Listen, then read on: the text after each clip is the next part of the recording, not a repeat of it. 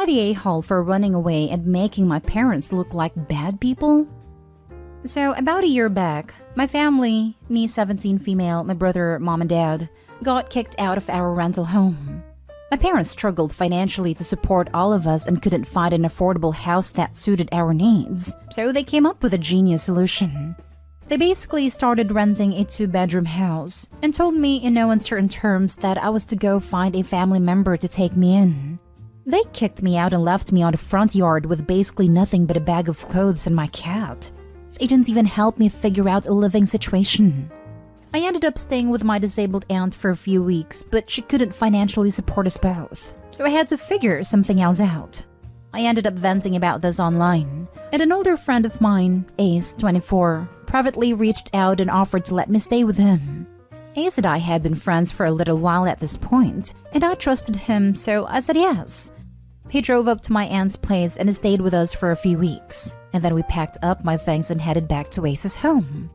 Disclaimer: I know this seems extremely sketchy and in most cases would be, but Ace is chill, and we talk with certain members of my family daily, so he's up to date on literally every bit of drama that goes on in our lives, so no one's really concerned about Ace doing anything. We only live about an hour-ish from my aunt. I'm safe. Please don't call Ace weird or sketchy or anything. He isn't. Anyway, recently one of my cousins got married, and I got invited. I wanted to go, so Ace drove me home and I went to the wedding with a friend. This was the first time since they kicked me out that my parents saw me and they freaked out. My mom grabbed me and started screaming and crying about how worried she was about me, and my dad started yelling at me demanding where I went. This was in the middle of the reception. I told them that since they kicked me out, I left.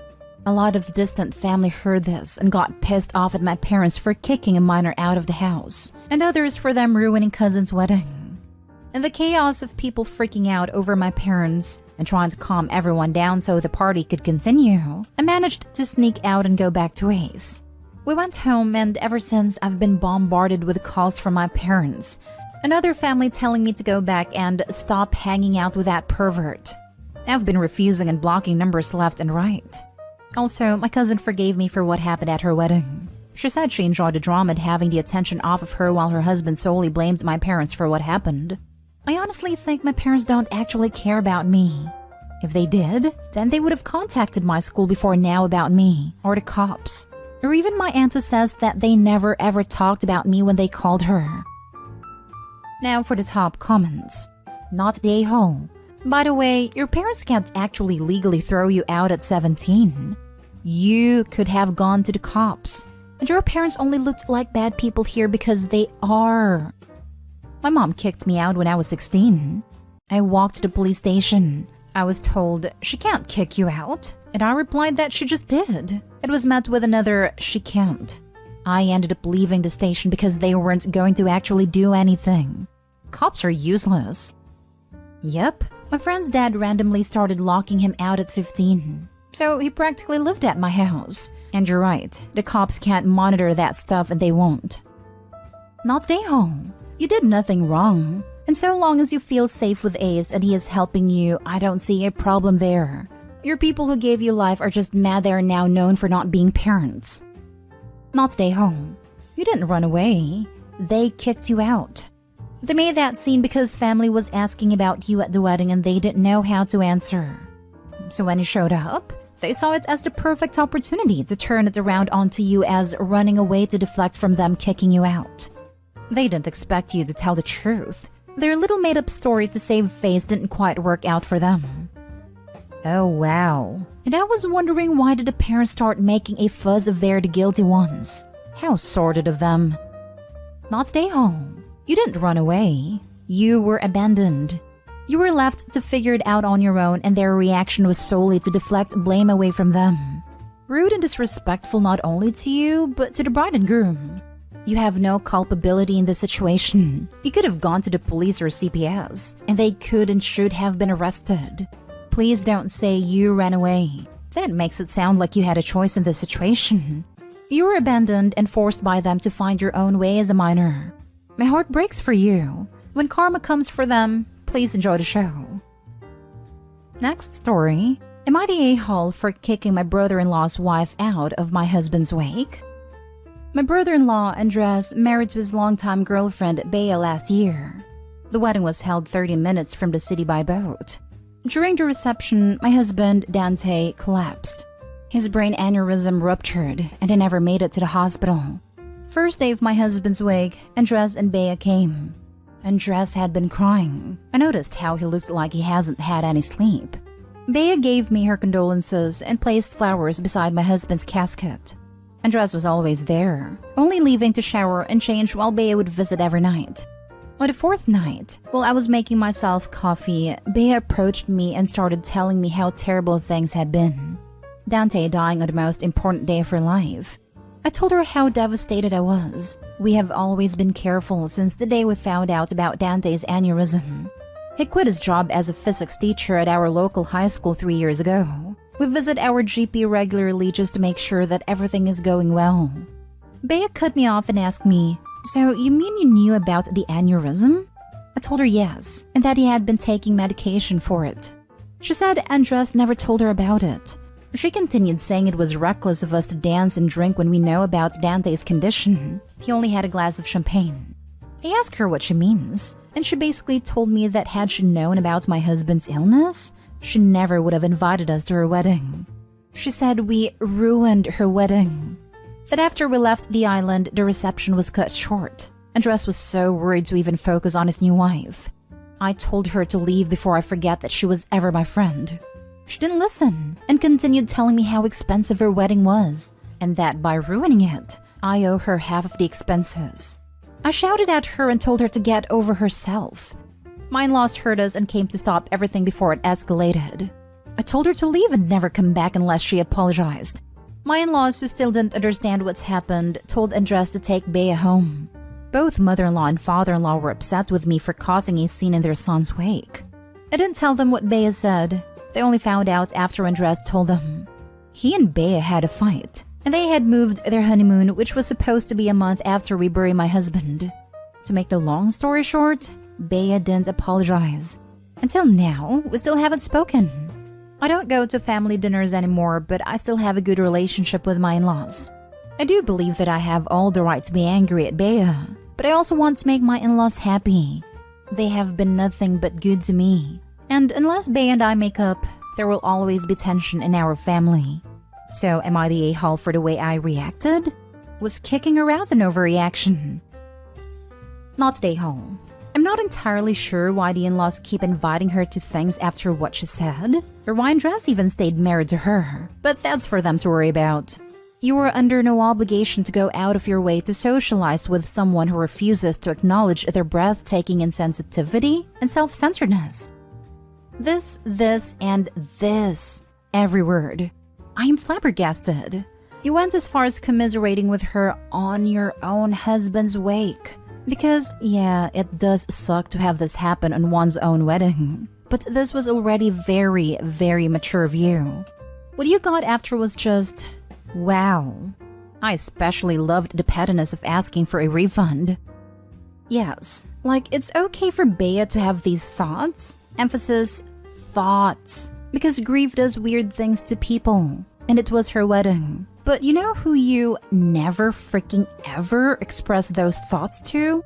The goddamn widow or grieving family. Like, holy crap. Keep it to yourself and or your therapist.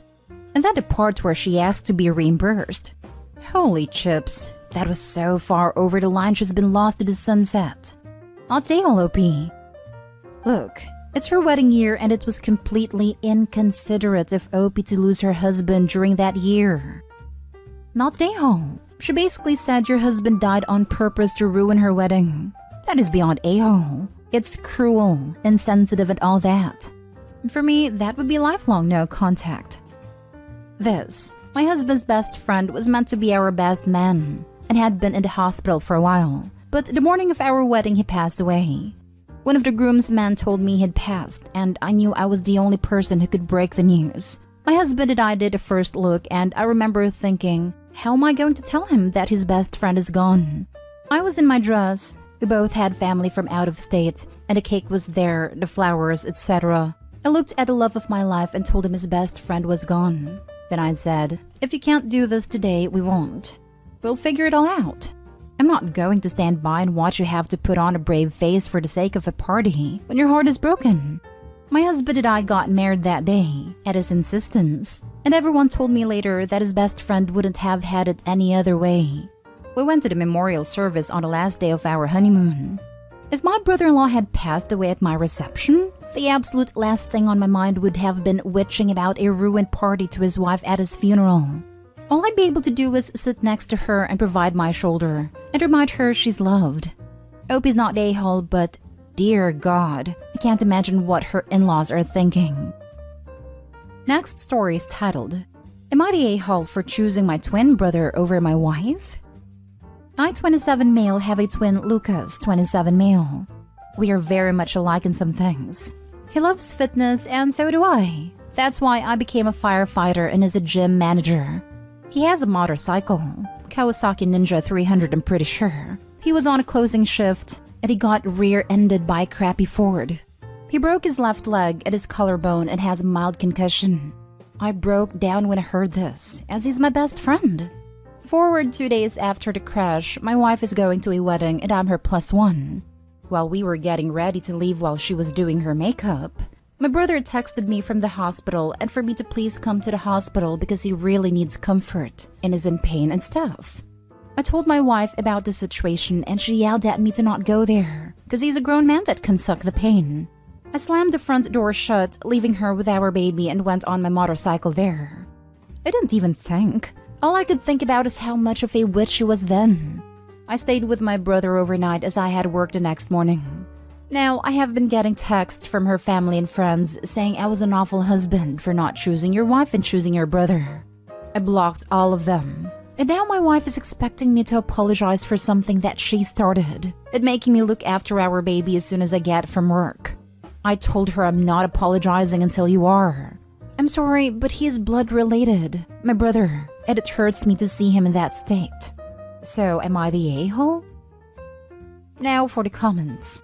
Maybe after the divorce, you and your brother can get bunk beds. Fun! You're the a-hole. So you ain't even gonna bring up the fact that she said that he could suck up the pain and that she thought a wedding was more important than supporting a family member in need. It was 2 days after the crash. There was no immediate threat. The twin just wanted comfort, and they had a prior obligation. I'd be mad too. The brother wasn't in any life-threatening scenario where going to a wedding would cause Opie to miss anything. Especially as it sounds like the wedding was local. Not any overnight or anything. So yes, Opie's the a-hole all around. What's the dude going to do for his brother? Hey bro, how you doing? You okay? And magically the brother will get better and go water skiing? You're the a-hole.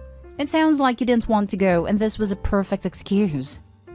Have you ever heard of this amazing concept called emotional support? Dude just got into a major accident that probably scared the absolute crap out of him, and is now alone at a hospital in pain. Opie shouldn't have left the way he did, although I understand being angry at that rather heartless comment she made. But if my sister was in the same situation, I wouldn't be going to a wedding instead of going to comfort her. I would expect my wife to understand that, and I know for a fact that my fiancé would understand. You don't visit people in the hospital because you can fix it. Also, if he just wanted an excuse not to go, he wouldn't wait until his brother asked for him when he was already about to attend. Or are you suggesting he asked his brother to call him at that moment, like he was a friend getting him out of a bad date? Edit. When I mean taking care of our baby, I mean not doing nothing. We made an agreement before she was born what jobs we would do. Example, she does the feeding and the nappy changing, and I feed her at night and put her to sleep. I'm not a bad father, I'm just a witch sometimes, and I get I overreacted and shouldn't have left. So, yeah. Now for the last story, am I the a-hole for telling my coworker she got what she paid for? So I, 20 female, work with this woman, Julia, 25-ish female, not her real name, and she recently got engaged.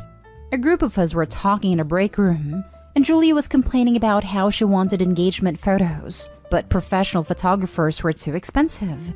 One of our coworkers then mentioned that I got a really nice camera as a Christmas gift, and that I could probably take pictures for them. Hearing this, I immediately said, yes, but I'm not a professional or anything. I just take pictures of my dog and stuff. Julia told me that a nice camera is a nice camera, and a photographer doesn't matter. She asked if I'll take free pictures for them, and I said I would. I know, I'm dumb, but I wanted to be nice, and I felt kinda trapped because she asked in front of everyone. We have the photography session, and it went pretty well. The pictures turned out pretty nice, and I spent a lot of time teaching myself how to edit them for her. Yesterday, I brought a few of the edited pictures to work for Julia to take a look. The pictures aren't at a professional level or anything, but I thought they looked pretty nice. Julia didn't agree, I guess, because she said, oh, these are okay, but I guess I was expecting something different. I have a little bit of a big mouth and a short temper, so here's the part where I may have been the a-hole. I said, well, you don't have to be a witch about it. You wanted free pictures and you got what you paid for. Now, I'm refusing to give Julia the rest of the photos, and some of our coworkers are accusing me of overreacting and being too sensitive.